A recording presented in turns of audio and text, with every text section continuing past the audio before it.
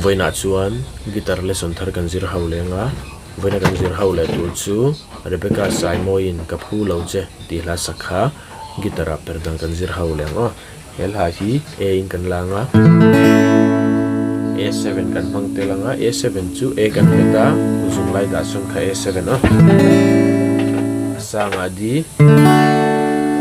chuan D7 chu uzung chalin first fret a second fret a third string ta chuan second fret a ve first string fourth string atang strum thla sanga G chuan G minor kan mang telanga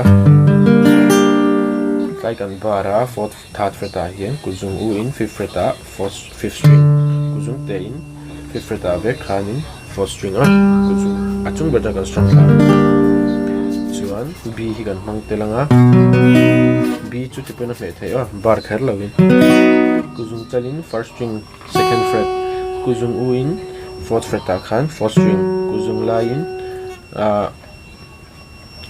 kati kuzung u zo kan ni chu chuan heta hianin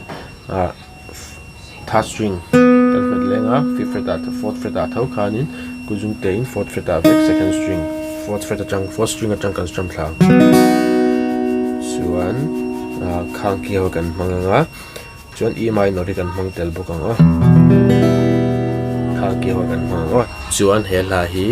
ti kan strum anga down up down up down up down up hi kan zom charang down up down up down up down katli le ta da so dan le mi hiao vi do ve mo aria te hi tin